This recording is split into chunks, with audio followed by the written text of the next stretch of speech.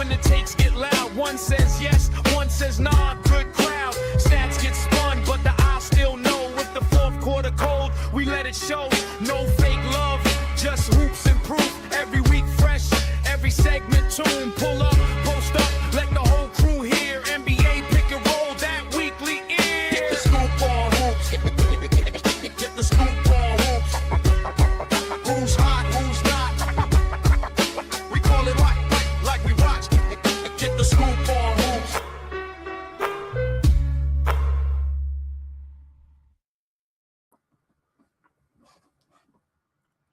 And you're muted. Yes, I was. What is up, guys? Welcome to the Pick and Roll podcast. How you doing, Blaze? Good. What's happening? None of much, man. That was a good dunk, man. I actually caught one. I didn't know it's Wow. actually NBA Dunk Week this week. I did not know that either. Are you serious? Oh, Well, wow. They started having top 100 dunks on Twitter, and I didn't know why they were doing that. So that's one of the reasons why. Ah, interesting.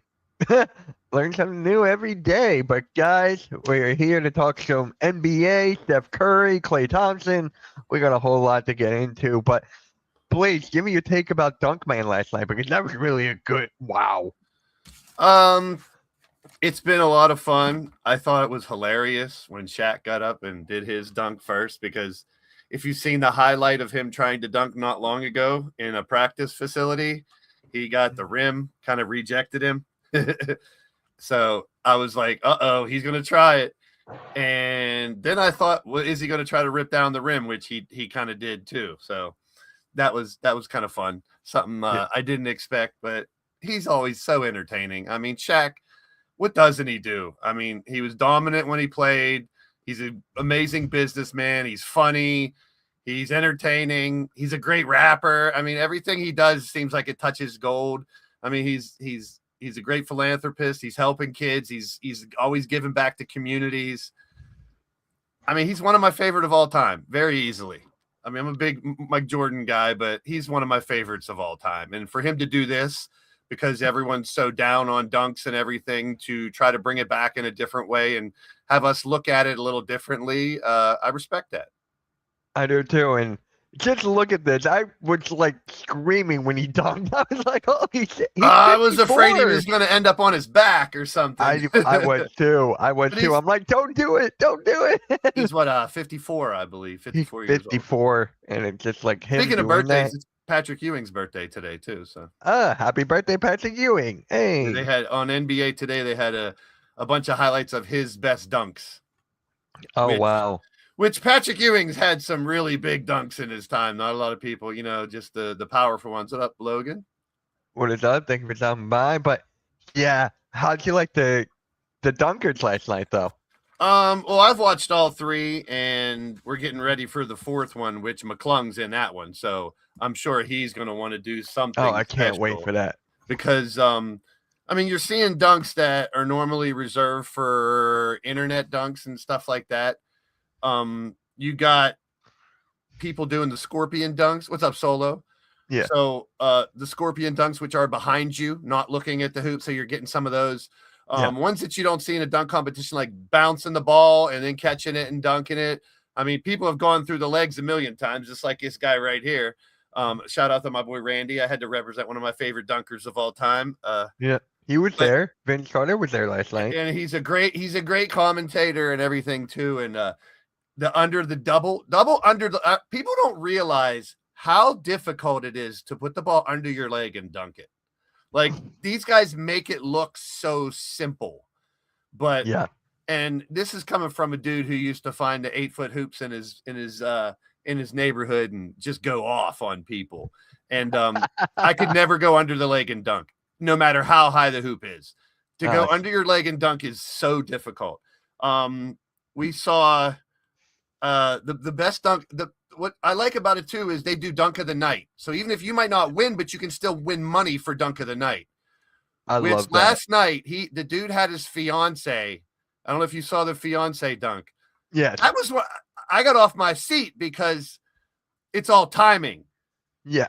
We've seen a friend or a brother or a teammate throw an alley-oop to somebody. She had her back to him on the baseline. Yeah. And he said something, so they had the timing right. And all she did was threw it up, and he jumped over her and dunked it.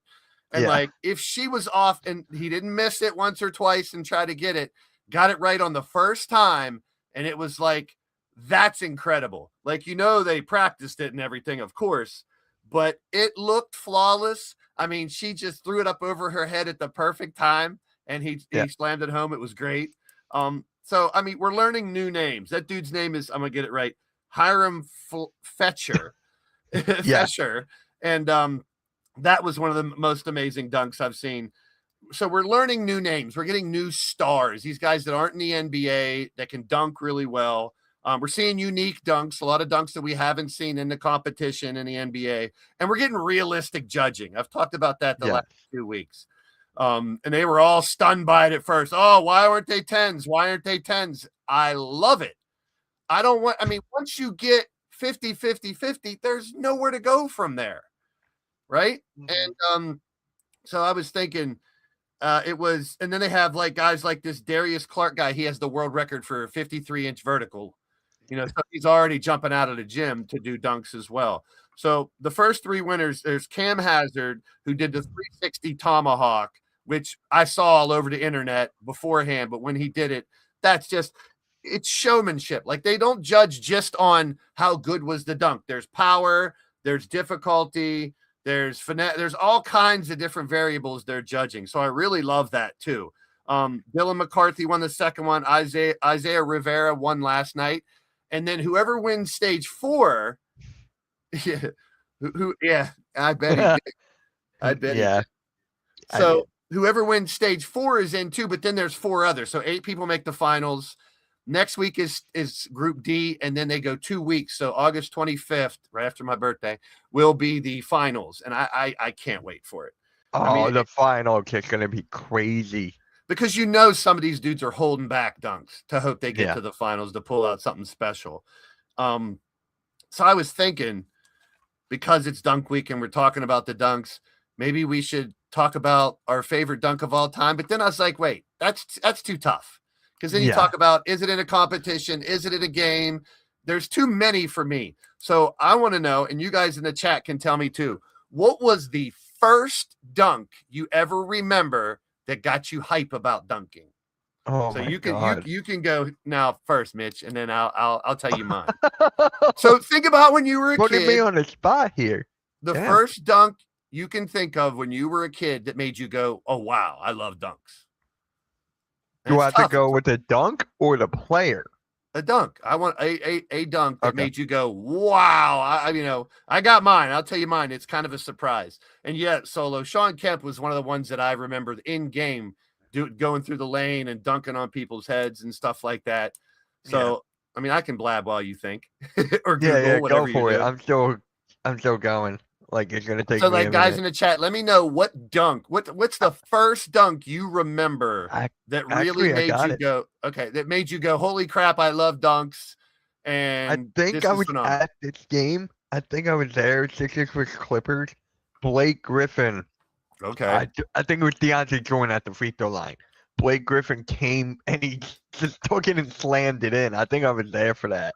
And I'm like, Blake Griffin. Insane. Blake Griffin did a lot of those. I remember when Jordan did that too, off the free throw line. But mine, and it's not even Vince Carter. I was thinking about it. It's this guy right behind me, Dr. J. I kind of figured when he rocked the baby and dunked on the Lakers for a couple reasons. It's on another player during a game, and it was a fast break, which I love too. Plus, it was against the Lakers, which back then. And that was in 1983. It was December 5th, January 5th, 1983, when they finally won a championship. Hopefully, we'll have more of those in the next couple of years. But for me, it's Dr. J. And when I saw Dr. J, the ABA dunk competition, I was really young, so I don't really remember that as much. But he was the first one to jump from the free throw line. Mike wasn't the first one. It was Dr. J, and there was other people who did it too, but Dr. J did it with finesse. So it's Dr. And then J. I got another one. It was in the dunk contest when it was Aaron Gordon and Zach LaVine. When the matchup was spinning and Aaron Gordon grabbed it and just threw it down. I mean, You can always go with the Blake Griffin over the front of the car, not the whole car, the front of the car. I hate it when people say the whole car. Yeah. Ah, God, I hate that. Like remember when Kobe jumped over the running car? Yeah. I'm like, what the? I mean, my doppelganger, I don't look as much as him like now, but when I was younger, a lot of people said I look like Brent Barry. And when Brent Barry won that dunk competition, he wasn't supposed to. No one thought he would, and he did it in a warm-up jacket. So and he jumped from the free throw line and did some crazy stuff too. One of my favorite dunks of all time, one of the most underrated dunks ever in a competition was Rex Chapman. He did baseline. He threw it behind his back. He threw it behind his back as he jumped. He caught it and two-hand reversed it. It looked easy, but trust me, even on a low hoop, once again, one of the most difficult dunks to do. And in Dunkman last night, there was a guy who did a behind the back one and a guy who tried a behind the back and a 360 and stuff. There's actually one of those guys they said can do behind the back. Was it behind the back, 360, and a windmill? And I haven't seen it yet. He didn't try it. But just going, but I mean, the ones where they go under their legs is both legs is impressive. Like the guy who did the split last week and did it too. And that Levine one that you're talking about, a lot of people say that's the best dunk competition of all time. And it definitely ranks up there because they like it tit for tat. It went right back and forth. He got a great one. They, back and forth, those two just put on such a show. And I've said this for the last couple of years. Everyone shits on the dunk competition. But I still think the dunk competition can make a comeback. I think it really can. I think this Dunkman stuff can really fuel it. So Rios, we got a question for you as you come in. Yeah, so it's NBA. He's taking over the show again. Yeah, it's NBA Dunk. Well, he started me on dunk, so I had to go. It's NBA Dunk Week apparently, and instead of saying what's the greatest dunk of all time or what is the first dunk you remember seeing in the NBA that made you say dunks are great? And he left. So can you remember when you were a kid, the first dunk you saw that made you say, holy crap, that's amazing? Mine's Dr. J when he rocked the baby and dunked on the Lakers.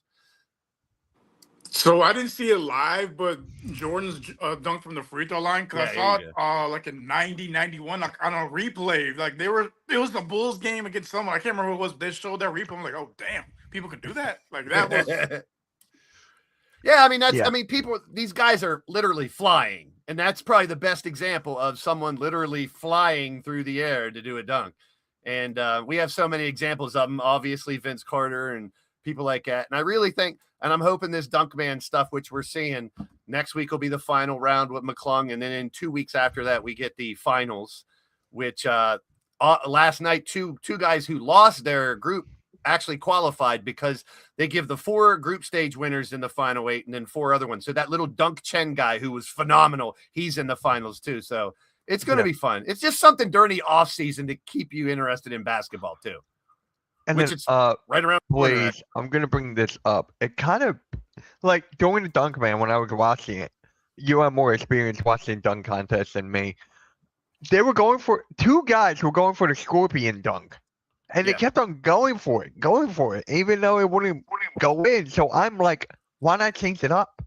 Well, some of the guys, when they miss a couple, you'll see them change it up. But some of them, like I said, I think they got ones in the back of their head they want to save either for the finals of the group stage or they're saving those dunks for the finals.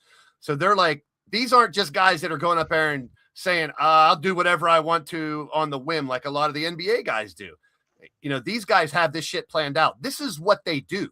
Like they have regular day jobs, obviously, but they got this shit planned out.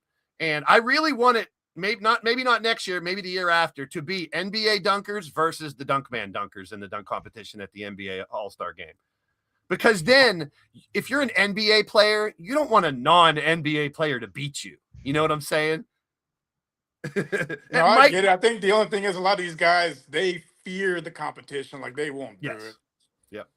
Which sucks, but you got to throw like $5 million or something at it too. Like if it's $1 million, if you throw enough money at them too, that's definitely something that'll get them into it too. But I think you're still not going to get like the big names, but there's like Shaden Sharp and players like that who are mid-level players that can jump out the gym. That's what I want to see. I like I mean, yes, we love it when the greatest of the greats be in the dunk competition, but how cool is it when like a mid-level guy comes up and you're like, wow, I didn't know he can do that. And then he can actually become more notable and maybe a star. I mean, who thought Mac McClung would win 3 in a row and stuff like it? It's like, I got his autograph up there. I'll probably hold on to it, whatever. Speaking of cards, I got a little rant. Go for it. It's just a little rant. And I mean, I have my bitching about LeBron and my little buddy here who I'm hoping brings a championship but doesn't claim it as his own for my Philly team. So I started selling all my LeBron cards last year because people want them, so they're easier to sell. And I had a rookie card that was worth a couple $1,000. So last year, as I'm doing a card show, I bought this card out of a pack, which was like $1, right? And I sold it for close to $2,000 on one card, right? So I was like on cloud 9, and it went to a good investor who was a big fan of LeBron and so I liked it. The card's worth $6,000 now because he signed with Philly. All of his cards have tripled right now. And it's all for speculation. He hasn't played one game for the Sixers yet, and all of his cards have tripled.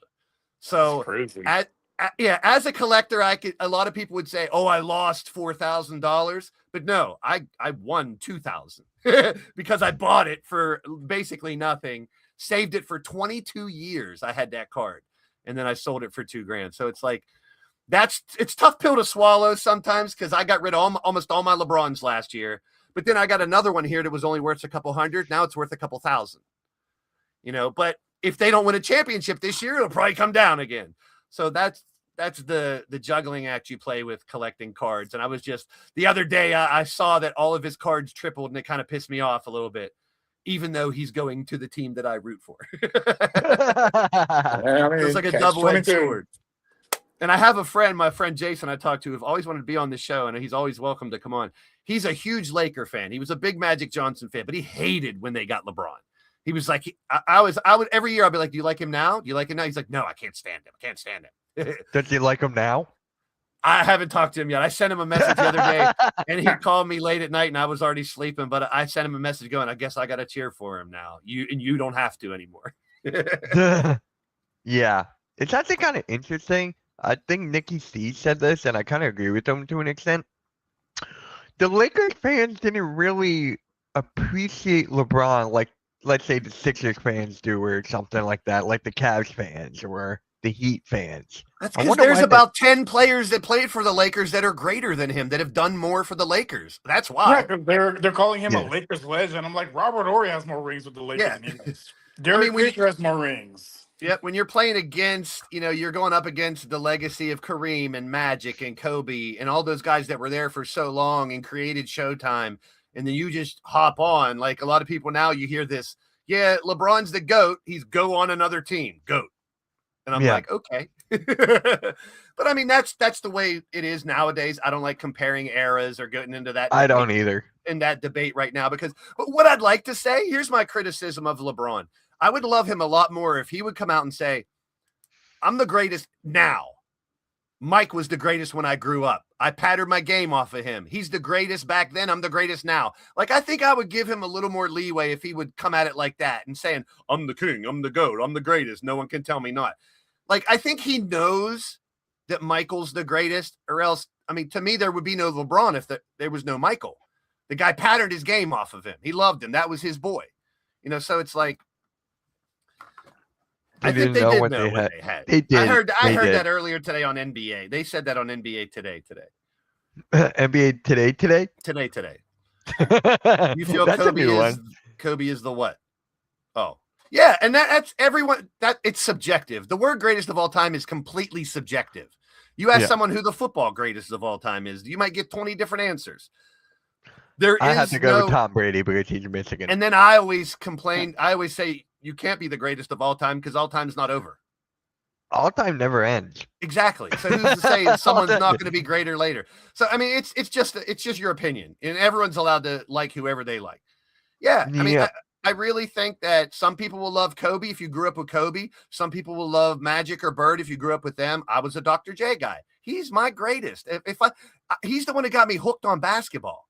Dr. For J. me, it's Allen Iverson. Yeah. And Dr. J jumped from the free throw line in the 70s in a dunk competition. It was a lot more further in front, but, you know, and you can see guys in those ABA dunk competitions doing crazy stuff. So you can go back a long time. You can say Wilt, but Wilt was like a foot taller than everybody.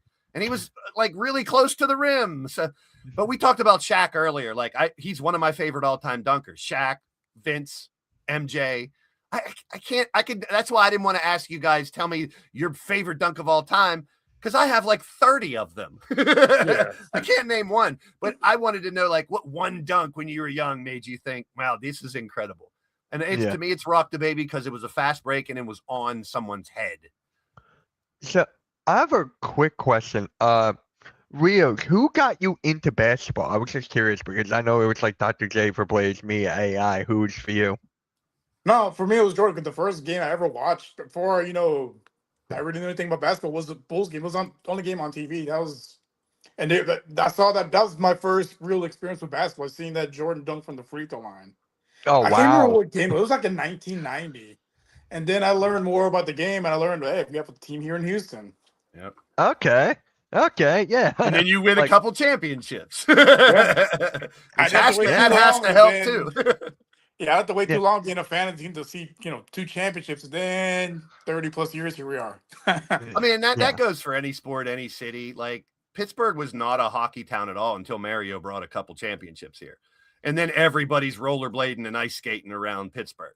And then now they want to call it a hockey town. I'm like, dude, they just started to be a hockey town. So any of these towns can be. I live in Texas, and Texas is a football state. Not just our city. Yeah. It's a football state. Like, football's a religion down here. So I knew about football before I could, walk, basically. Speaking of cities, and this came up a little bit that I've seen in the making now. There's a lot of rumors about like Memphis not being a basketball city, New Orleans not being a basketball city. It's never going to work there. Kansas City's waiting for a team. They'd be perfect. They have the arena, the fans. They had a organization way back in the day. Obviously, everyone talks about Seattle and Las Vegas. I'd love to have one in Pittsburgh. I think it could grow into, there's a lot of basketball around here, but it's because like even the McDonald's Round Ball Classic was Pittsburgh. That's where it started. And all that stuff back in the day. So, I mean, to claim a city, like, it's really weird because, like, if you were in New Orleans or Memphis and you're like, well, I love basketball, but they're not, smaller markets, but that shouldn't matter as much. If you have enough fans, you're going to fill up the arena, and winning cures everything. Yeah, because before the Thunder won a championship, were they a basketball town? Exactly. I mean, winning cures everything. Look at the Sixers going through the process, and then now we got LeBron, and everyone's like, "Hey, hallelujah!" And they haven't even won one game yet, so haven't even played a game, not even a scrimmage. So I will continue to say, temper your expectations. Right there with you. Right there with you. But there might be another team in the East that we'll be talking about. I'm gonna give you a good segue. If all the rumors are true, we might be talking about the Boston Celtics a lot more because the rumors are really heating up that Steph Curry could be a Boston Celtic very soon. That would be insane. They have the assets. And the rumors that I'm hearing, obviously I've seen the lineup of Clay and Steph in Miami to add to, Giannis and Bam. I've seen Cleveland try to get Steph to make up for the fact they couldn't get LeBron. I've seen Denver to have a great shooter alongside all the other great players they have. I heard the Philly thing mentioned, which that was just ridiculous. Yeah, because money doesn't make any sense. But the one that kind of makes sense is Boston. I've seen Paul George, Hauser, and a couple firsts, which I don't think is enough. But then I heard Paul George, Senac, 3 firsts, and a pick swap in 29 to go to Boston might make some sense. That gives the Warriors a young big man. That gives them a lot of picks for the next couple years because Boston has the picks to give. And then you put him next to Tatum and, some of the role players they still have. You can't hand the East to Philly or New York if that happens. Right. Yeah, that'd be nuts. Steph has a lot of gas in the tank. I saw a Spurs one where it's Vassell, Keldon Johnson, Fox, and 3 firsts for Steph. Can you imagine him going there? I'm going to say no to that because they already have a great thing going for their future. You have Castle, Harper. I don't want to see that get messed up over there.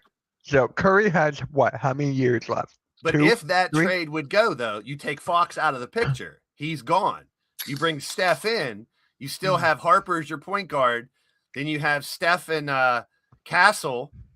You still have the 3-guard rotation like they have now. And then you have Wemby. And, of course, the all-star, the greatest of all time down there, Tobias Harris. Mitch's favorite player. I don't think the only one I think is realistic, which is still rumor at this point, is Boston. Yeah. And boy, what a turnaround that would be for everyone shitting on Boston for losing Jaylen Brown. They end up with Steph, even though Steph only has maybe 2-3 years left or whatever. He can make a basket from anywhere on the court, literally off the court. He can make them. Yeah. So it comes down to Golden State, where they want to like turn over a new leaf and start fresh again, because Curry's contract is gonna be it's gonna be insane. Yeah. Way I look at it is, number one, he's, he's on the tail end of his career. He's been the face of that organization. He's gonna sell tickets if he stays, obviously. But at this point, what are you playing for? You're playing. Why not get something for him while you can? So I wouldn't blame him for doing it. Now, whether that organization wants to or not, only they know. I think, my opinion, I don't think the team wants to, but I think he probably wants to.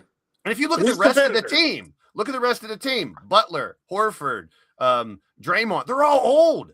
This automatically gets them young if they do that. They get a young center. They get a bunch of picks for the next few years. And they might, because right now, after this year and next year, and they lose those 4 players, they could be the worst team in the NBA for the next 5 years, for all we know. Yeah, I mean, this probably, this trade with Boston probably be a win-win for both teams, just because, one, you get, a generational Hall of Fame player. Sure, he's at the tail end of his career, but still, he can shoot from outside the building. He can mentor Yaxel Lendenberg, who's the future of that franchise. So Lendenberg's with Golden State, though. You're talking about if he stays. Yeah, if you're talking about he stays, yeah. Oh, I thought I'm talking about if he goes. Oh, my bad. Can you imagine? Because it works out for both teams, because Boston gets a Hall of Fame player to try to compete with, Philly and New York, and the Warriors get a fresh restart because Jimmy Butler's not going to be a player of the future. Draymond Green is a triple single. He's not your player of the future. Al Horford's almost my age. Can't stay healthy. Now we're talking in the West. You might want to throw Minnesota in there. You got Denver, you got Spurs, you got OKC. If Steph comes to the East, can you imagine the ratings for the Boston, New York, Philly, Miami? Pick any 2 of those. And they're all in the same division. Well, I threw Miami in there too, but yeah, those 3, but you throw Miami in there too. Any of those 4, take 2 of them. That's a must-watch game, all of them. Yeah. Yeah. Now, we don't know what Giannis we're going to get, and I'll still stick to my guns on this one. We don't know what Jaylen Brown we're getting. No. No one's saying that, but I'm not saying no one, but not a lot of people are really leery about Jaylen Brown. We've only seen him at one team. He's been phenomenal. He's been great, but we've only seen him in one system. Mm-hmm. And he's played with one other star, basically. As long as he learns to go left, I think he'll be okay. Yeah. Yeah. But like I said the last few weeks, and I don't want to get into it too much, I'm hopeful, but still very, very skeptical. But the Curry stuff, I mean, when I went and did a little research on it today, it's not like one rumor. It's all over the place.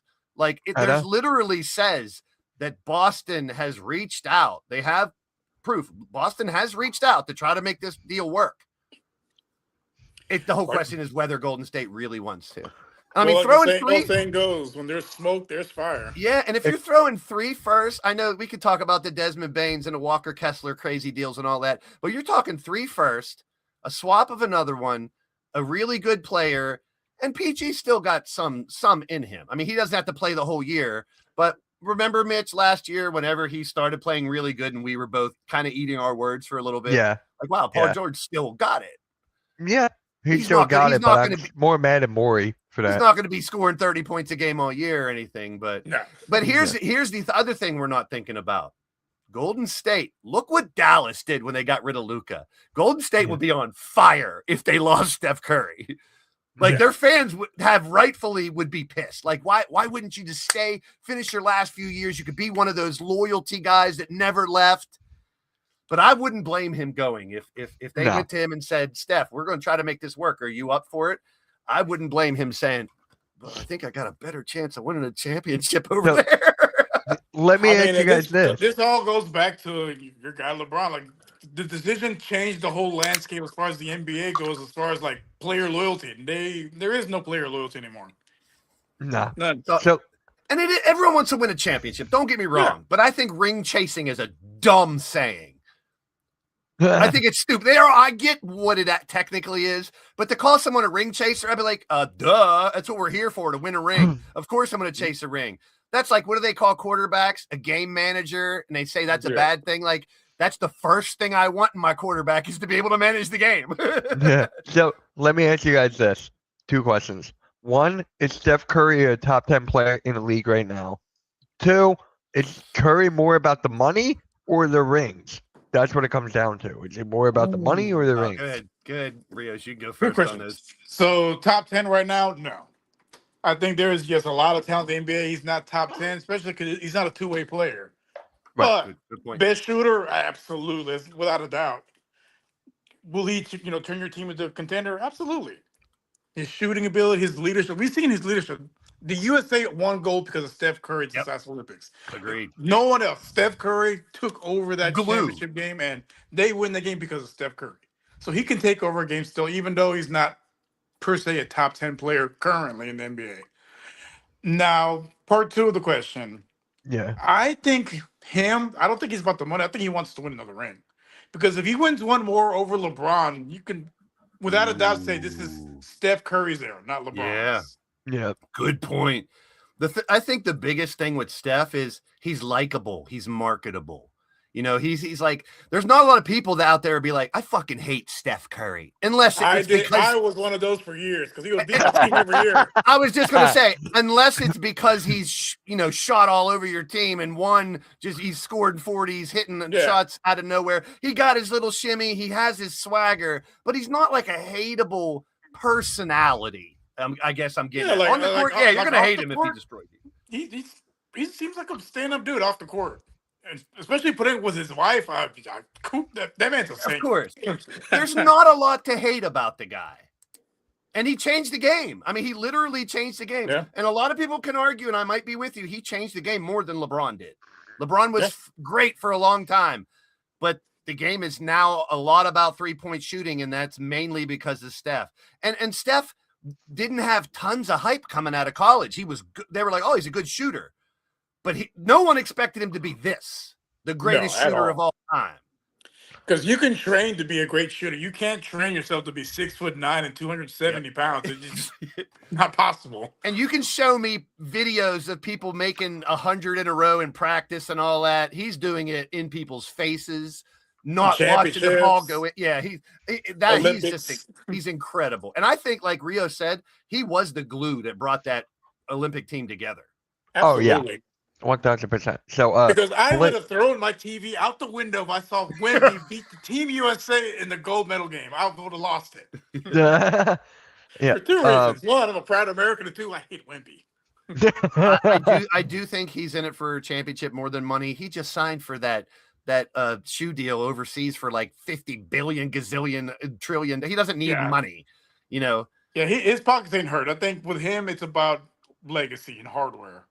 If he can and Rio's put it perfectly, man. If he can say after their careers are over, if he can say, well, I did beat LeBron in the finals and I have more rings than him. So because you can make the argue either way that, whose era it is. But me personally, I give the nod to Steph because 1, he changed the game. 2, he beat LeBron 3 times in the finals. Yeah, that's huge. That's huge. So, Blades, is he a top 10 player right now? He's like right there. Because I would put him right outside of it, but on any given day, he can be top 5 in the league. That's the thing. He's so deadly. I mean, it's hard not to put him over Joker, SGA, Giannis, Wemby, Luka, Ant, Brunson. Like, he's right there. Durant and LeBron there. I would put Maxey in my top 10. Now, I'm very biased. But, I mean, you got Thank you for Joker. being Like, honest. that's why I can't. It's so because there's so many talented players right now, and they're all two-way players. Curry's a great shooter, but he's just a turnstile on defense. Yeah, that's probably the one thing that. But, I mean, if you're talking scoring, I'd put him in the top 10. But overall, I think that defensive liability thing kind of, I mean, that's not going to hurt his legacy, but it would help him if he was also an amazing defensive stopper. But his size, he's not a very physically imposing dude. But for him to be able to shoot, like we talk about when Wemby shoots a jumper, how are you supposed to fucking block that? You know, and you think when Steph shoots that a lot of these big guys should be able to block it, but he knows exactly when to let go of the ball. That you can't block it. Like the angle, the quick release. I mean, it's just automatic. And it's effortless. Like it doesn't seem like he's trying real hard. You know what I mean? Like he literally, it's a flick of the wrist. It's a perfectly executed jumper at the same time, anywhere on the court. And the dude, his little floater is deadly. He can shoot, obviously, if he can shoot deadly from back far, he doesn't shoot a lot. He doesn't need to shoot a lot of mid-range. But when he does, I mean, he's going to be better closer to the hoop. And he's an underrated playmaker. Like, he is very good as far as setting with the plays and finding the right guy. And, you know, he's very good with, you know, being a facilitator as well. It's not his strong suit, but he's pretty underrated in that aspect. That's what we're talking about, Alexander. The rumors are really, really heating up right now that he could be going to the Celtics. And I said that would the Warriors want to move on from him for future? Yeah, because he only has a couple more years, but the Warriors fan base will just crush that organization if he goes. And rightfully so. I'd feel horrified if he goes. He's the face of their organization for how long? 20 years? He owns feels like 40% of the Warriors cap is Curry. Yeah.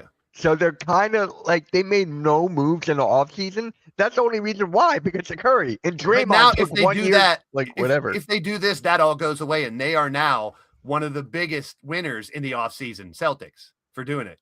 You know what I mean? And the Warriors now have a future because they finally did something. We're not just talking about a couple players. I mean, PG can contribute right away for a year or two, but these draft picks, you can't put a value on them right now because we don't think the Warriors aren't going to be that great. Well, especially like for Boston, because like you're clearly, if they get those picks, you know, it's they're going to be at the bottom of the draft, but you can always stack up those picks and trade up if there's a guy that you like. Yep.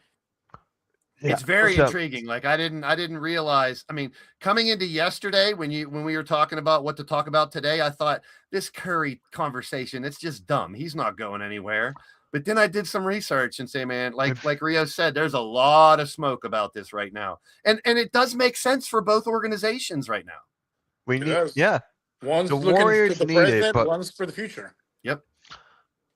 The Warrior, I'm telling you, if the Warriors do this move and do it for like nothing, that would be crazy if they did like a Luka Doncic type of thing. Now, I've always said I'm not a big numbers guy when it comes to how much they make and everything, but I think Curry might have. I mean, the Paul George contract would come off a little bit, but he would probably have to take a pay cut to go there. You'd think, maybe assign it. Curry? Yeah, I don't know if he could like. Would he have to restructure his contract maybe after this year or something? You're gonna have. But like I said, he just got that shoe contract, which is incredible. So he can afford to take a pay cut if he wants to go somewhere and win a championship. Yeah, he needs. I could see Curry owning a team, owning a franchise, and like when he's done with I could see him doing it. I could see LeBron doing it. Curry doesn't need the money at all. He does not. It's a 10-year, $400 million shoe contract with Li Ning in Chinese. In China. You can't even pronounce it. It's a sportswear, so it's shoes and everything. So in June he signed it. That's $40 million every year for the next 10 years. Like he can afford to take a minimum. He can take a vet minimum at $4 or $5 or $6 million. That proves if he does that less than LeBron did with Philly, that would say a lot. LeBron did 2 years, $8 million, player option on third. So, hey, it's crazy. Curry might get traded, but here's another one. Let's talk about his splash brother, Klay Thompson, who I think the Mavericks, if they choose to buy him out, the Lakers are going to be number one for him. Wait a I minute. wouldn't mind that. Wait a minute, Klay Steph. to the Hold Lakers. on, before we go, I just looked up Steph's what he's making right now. He's making Yeah. 62 million. Yeah. So it would be a much bigger pay cut because LeBron was making what 50 some. Yeah. Oh my god. That was $10 million. And Paul George is 54, so that contract would have to be part of it. I'm sorry, go ahead. I just Actually, I mean, yeah, numbers wise, You're their good. contracts match up pretty evenly. Like you just have to include other player. Numbers wise, the numbers would because like with NBA trades, the salaries have to match it. So basically, Paul George and another guy making $6 million. And it was Paul George who's 54, and then Sam Hauser or Peyton Pritchard, which are making between 2 and 7. So that kind of works out, and then you get the draft capital. The So numbers it works. The numbers Like, do work. Yeah. All right. Paul So Klay George, the Thompson- most valuable player in the NBA. Well, Not then for it would playing, be. for- Then it would be. trade Does he assets. restructure his contract for them to try to bring in another star for Boston? Because if you look at the teams in the East, you stack all the stars you can get, I guess. So that's not against him restructuring his contract. They and saying, would have to keep the Celtics would definitely have to keep Derek White. Because if I was Golden State, oh, yeah, I want Derek White. I didn't see want his him. name in any of the rumors. It was all No, I'm just saying because Derek Like- White, he's one of the most underrated players in this whole league. He's the glue of that team. Yeah, but if I was Golden Yeah. State, I would ask for like Pritchard. I would definitely ask for Pritchard or something like that to bring in another playmaker. Because Pritchard right now is sitting, waiting to be the starter and finally get his chance, if that would happen. And I mean, my original thought when I looked up all the teams that could be in play for Steph, one was Miami, and the picture had him and Klay. Like reunite the Splash Brothers in Miami with Giannis and Bam, and I'm just like, holy shit, we got 5 all-star teams in the East now if that happens. Because arguably the Cavs have a bunch of great players in their starting 5 too. Their problem is depth and who's the closer. You know, And they're still waiting for Harden. which I think he still stays. But Well, Cleveland doesn't have a closer because Yeah, that's Harden the is not problem. a closer. Donovan Mitchell is not a closer. No. As good as he is, he's not a closer. nah. That's why I wouldn't mind if LeBron went there. Honestly. If they had Darius Garland there, LeBron would have went there.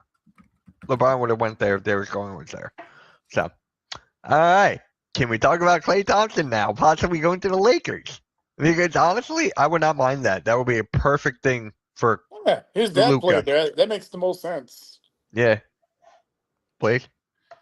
I don't know. It's so weird with Klay because, and I've said this before, ever since he left Golden State, we haven't really seen the same Klay. We've seen it every once in a while, but like, I Because don't of know. the injury he had, the Achilles. Yeah, I'm just, He hasn't been the same because his game he was not the most athletic guy, but basically one dribble and shoot and one of the most deadly players the NBA has seen. 37 points in a quarter. I mean, you don't see that almost ever, but he did it with like what 11 dribbles the entire quarter or something like that. Yeah, it was like what, 37 points in that quarter? with 11 dribbles. If basically caught the ball, one dribble, shoot. Yeah. It was wild. That's this. there you go. That's the graphic that I saw.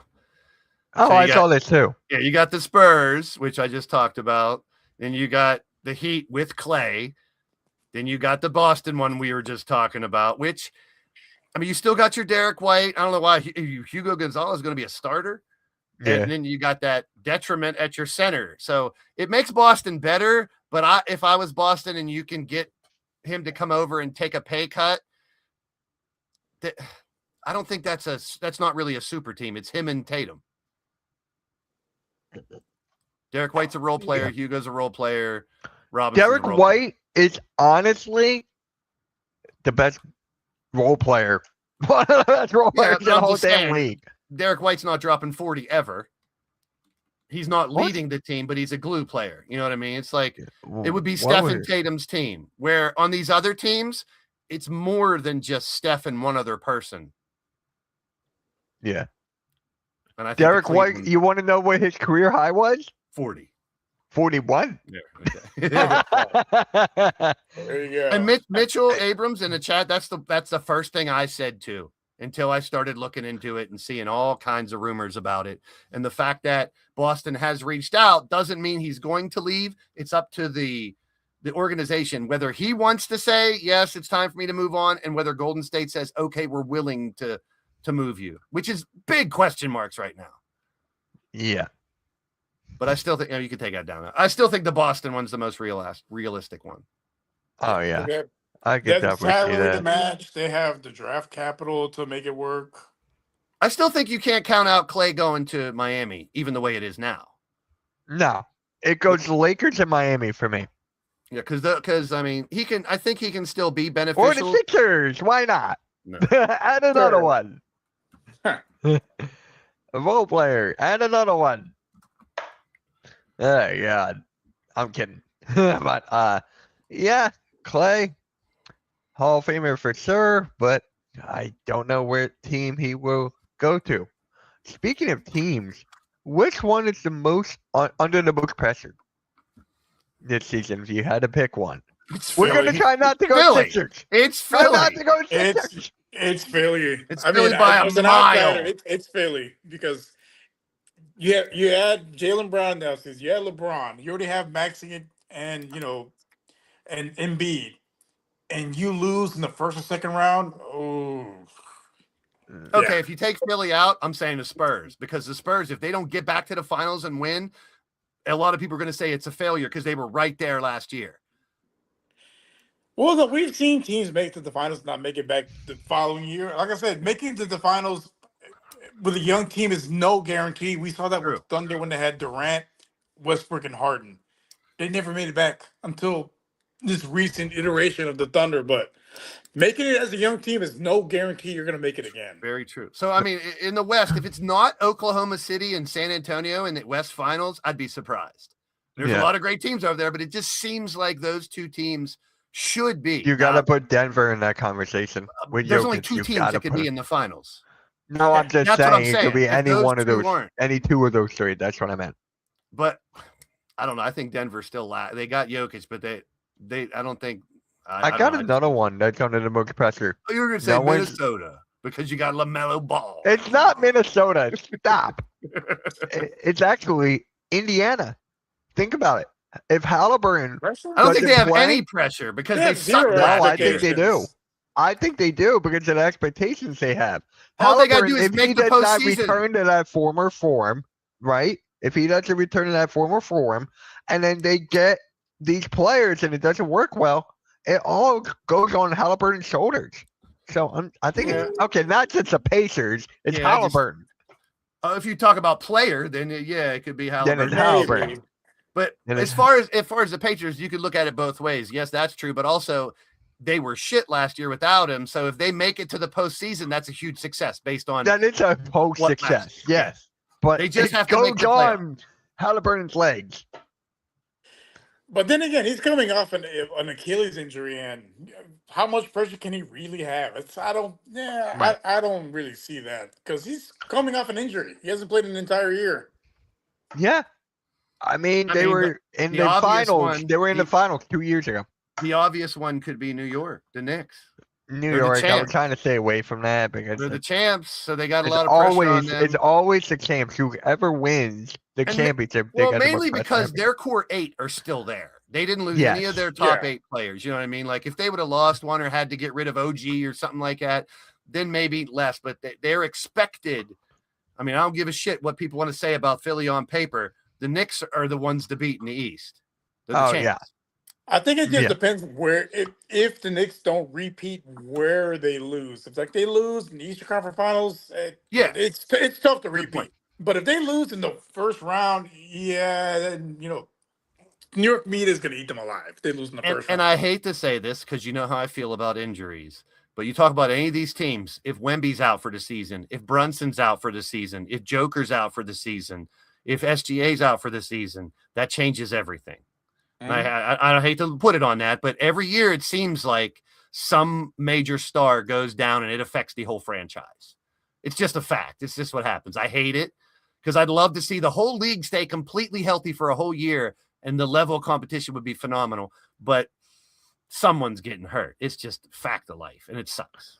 Yeah, I mean, something you can do about it. Just like, could you imagine if Jaylen Brown gets hurt first game, he's out the year, or Steph gets traded to Boston and he blows out his knee in preseason and never gets to play there? You're like, crazier things have happened. Like, I mean, injuries suck, but I mean, look at Aaron Rodgers with the Jets. Yeah, I was just about to say that. 4 seconds. You never know. Freak shit happens, and then it could change a whole organization. Luka goes down for the Lakers. That changes their whole organization. They're pretty much in the tank if they lose someone like him. So it's like there's all those different organizations that don't have a fallback plan if they lose their one or two, which is no team does. Actually, going back to Mitch's original question about pressure, I would say the Rockets, because they didn't do anything. They basically are I was going to say the Rockets, yeah. They're running it back, and because they could have made some moves and got one of these guys that went to other teams, but they decided, hey, we're gonna count on our guys coming back. The expectations are pretty high. And yeah, now KD saying that about LeBron. Did you catch that? I love that. That's him being honest. There's nothing wrong with that. Like, there's nothing wrong with that. I was saying it's a fresh take instead of people being so stuck up their own ass. He's just being real. I really like that. I like a little bit of humbleness every once in a while. Yeah, you got to have an ego and think you're the best. But for him to be honest like that, I love him even more. And he's been one of my favorites ever since he was at Texas. Weird. You caught what he said? No, what did he say? He basically was calling about LeBron, how he went to a team that was like four players that had 25 point scores, 25 point scores, and then the last one was his on 3 with the Warriors. So he was just talking about LeBron and all that. Oh, well, then I'm completely wrong because I thought you were talking about something else. What was I talking about? Oh, no. Okay, so you're saying that the Warriors weren't a super team when he joined? Like, yeah. No, I was like, bro, come on, be fucking real. They won 73 games the year before you got there. He was on the Knuckleheads podcast, and he said his top 5 players of all time are Jordan, Kobe, Shaq, Hakeem, and Magic. I didn't even hear that. Yep. That's his top 5, which once again, it's completely subjective, but what was it again? I only caught Jordan, Kobe, Shaq, Hakeem, and Magic. I like that. That's his top 5 of all time. He didn't put himself in there, and there's no LeBron in there. I like that. I can live with that. Yeah. No, but like Kevin Durant saying that it wasn't a super team when he joined the Warriors. Come on, man. Yeah, it definitely was. Yeah. It was. That's what I was talking about. 73 games before you, and then after that, you guys were the most unbeatable team for 2 years. And he took a pay cut, LeBron. But you know what also he said?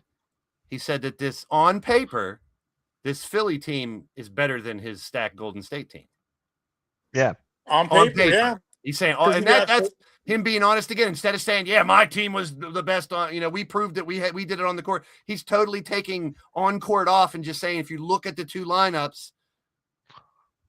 Yeah, on paper, for sure, because you got 4 20-point scorers. I'm still saying points. 6 months from now, we might be sitting here going, the Philly collapse is real. It's a possibility. It's a shit show in Philly, and they can't get it to work. It was supposed to be the greatest lineup of all time. Why are they 20 and 30 right now? Yeah, I mean, we have recent history with the Brooklyn Nets when they had Durant, James Harden, Kyrie Irving. And the Suns. The next super team and injury. They played a total of 11 games together. Common denominator was Kevin Durant, though. The Suns' big 3 and the Nets' big 3. Yeah. Didn't work. So shout out to Blaze here for the NBA free agents who are still available. I like this too because it's by position. Yeah, me too. For point guards, Harden, Westbrook, Gabe Vincent, Brent Williams, Aaron Holiday, right. Benedict Mathurin, who's on a restriction. I'm excited to see where he's going to end up. Bruce Brown, Bradley Beal, who's never going to take on that. He's going to take a huge pay cut. Dude's going to have to take a minimum. From that huge contract, he now has to take a minimum to go somewhere. Yeah. Cam Thomas faded. He was so great for that 1 year, and he's just faded. Didn't they pick him up from Miami? And they just let him go? DeRozan and stuff. I still think Westbrook can help a team out.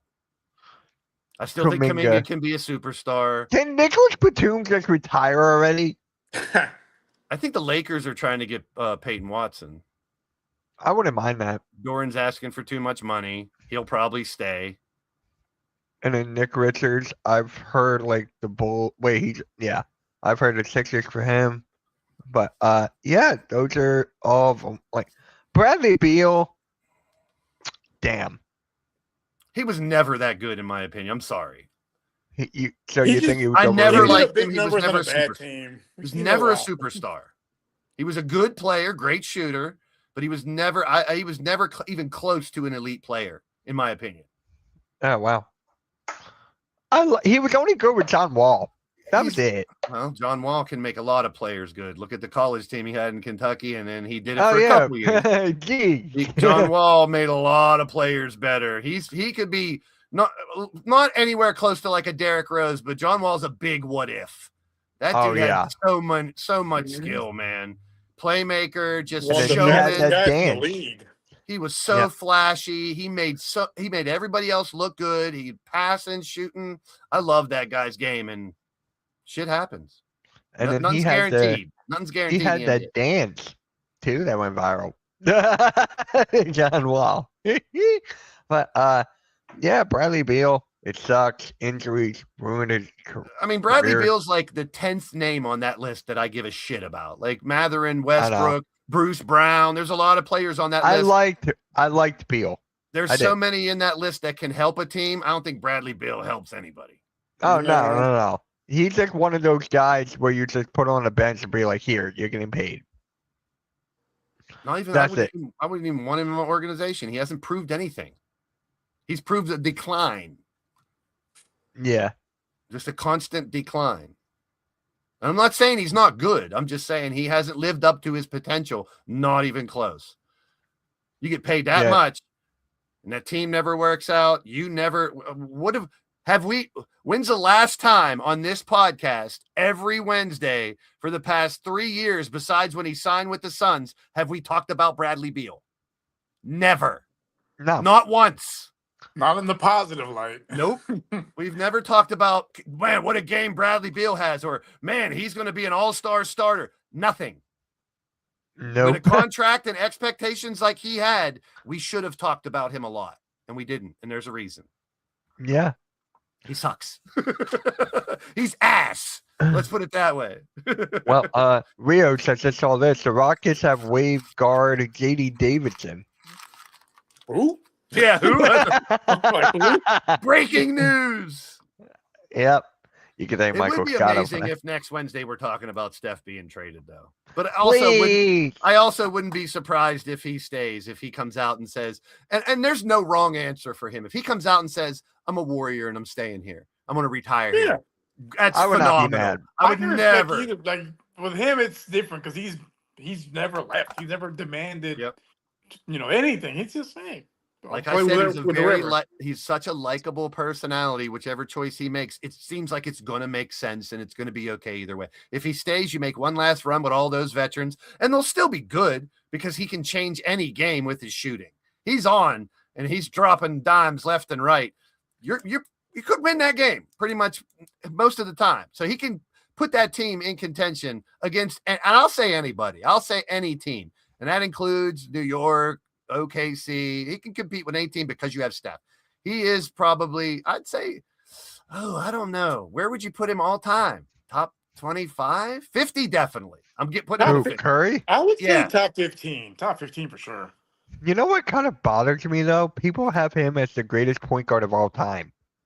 Shooter, I would say shooter up there with Bird and the Ray Allens and those in the world, but best point guard is Magic Johnson. Yeah, it's Magic and then everybody else. Well, the definition of point guard has changed so much since back then. It's going to keep on changing throughout the years. It's going to keep changing. But when you think about impact of the game and how he's changed it, he's generational. Like there's no question. And that argument, like Rio said, like 3 over LeBron. Whose era was it? never jumped to another team, stuck through thick and thin. Players wanted to come to him. He didn't have to go other places. That speaks a lot for me. And he won a ring after Durant left. Yeah. Yeah. He won a ring without Durant, with Klay Thompson, a shell of himself. Draymond, being more of a UFC fighter than a basketball player. Still won another ring. Pains me to say it, but I got to give kudos where kudos are due. Yeah. Yep. Shout out to Curry. But all right, guys. So that's going to be the show for the pick and roll today. Make sure you guys catch us every Wednesday at 5:30 right here on the Hardcore Sports Network. Happy Dunk Week and go football! We got a football game tomorrow night, man. The last week is no more. We won't have any more weeks off football until February. Football time. We'll talk about basketball every Wednesday, but it's football season, man. I feel it. Unless you're a Jaguars fan, your season will end in January. It'll end overseas. They got 8 games overseas this year. Unless you're the Arizona Cardinals, where I see the tweet, the Cardinals might legitimately go 0-17. Yeah, but the Jacksonville Jaguars have your favorite quarterback, Mitch. True. I can't stand Lauren. I can't either. I mean, we're going to have 2 teams fighting for 0-17, the Miami Dolphins and the Arizona Cardinals. I know this is a basketball podcast, but real quick, how do you feel about the Titans uniforms that are pretty much the Oilers uniforms now? I didn't see that. How much time do you have? I saw those uniforms. I'm like, man, people in Houston are probably like, that's blasphemy. Like, it's literally looks like the old Oilers uniforms. It's literally, again, I'm born and raised in Houston. It's insulting. Yeah. Like, you had your chance to get your own identity because you guys didn't want the name. You didn't want the colors before until you saw it was marketable. And now you're like, oh, yeah, we're going to, bring back the old uniform. Like, you motherfucker. And when they were the Oilers, they had Warren Moon, but they were never like great competing for world championships or anything. But those are iconic uniforms that like everyone thinks of Houston. Yeah, the colors are literally the colors of the city of Houston. And Tennessee just said, we're taking them. It's funny because every time they've worn those throwback Oilers uniforms, they've gotten belt ass every time by the Texans. Yeah, right. You know what? Keep wearing them. Go football. Yep. All right, guys. So catch you all next week. Like, share, subscribe, and everyone have a good rest of your night. Get better, Coach. Yeah, Coach. We'll catch you later. All right, Coach. Peace.